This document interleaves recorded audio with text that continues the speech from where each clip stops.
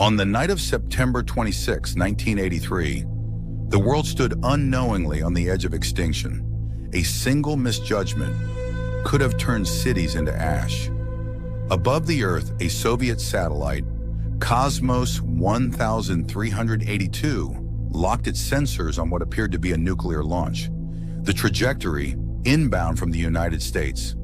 Target, a radar base just outside Moscow. Inside the Soviet Union's early warning nerve center, a code name is whispered, Oko. Oko doesn't hesitate. The alarm blares. Threat level, maximum. Protocol demands one thing, retaliate. No questions, no doubts.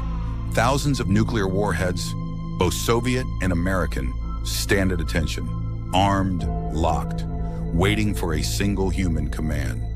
This is the doctrine of mutually assured destruction. In this war, whoever fires first dies second. But in the shadow of annihilation, one man becomes the line between peace and fire.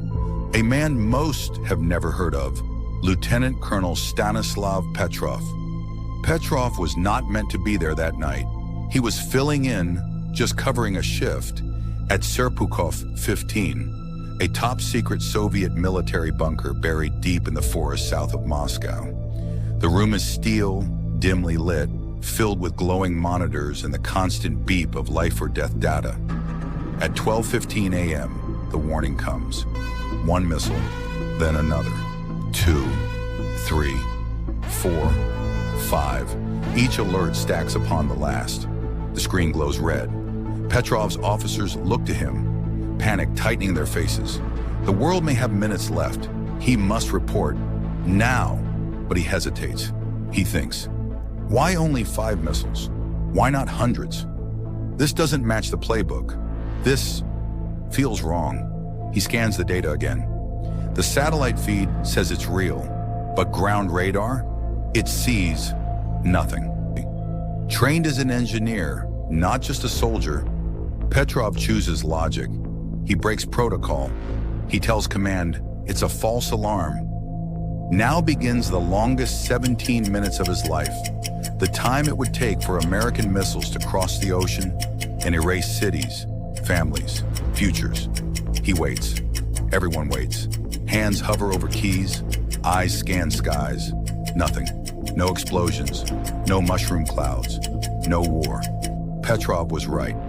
Weeks later, Soviet analysts uncovered the truth. A rare alignment of sunlight and high-altitude clouds had fooled the satellite system. It saw the glint of the sun and mistook it for missile launches.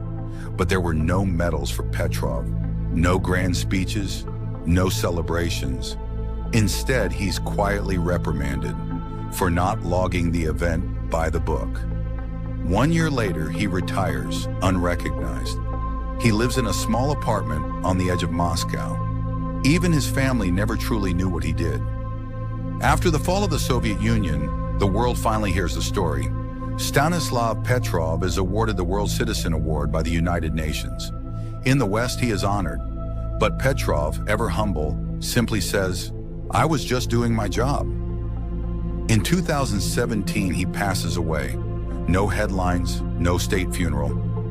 His gravestone doesn't even mention what he did. But we remember, he didn't press a button. He didn't follow a machine. He questioned. He thought. He chose not to end the world. And maybe, just maybe, that's what saved us. Even today, when the clock ticks closer to midnight, remember, the fate of humanity might come down to one person.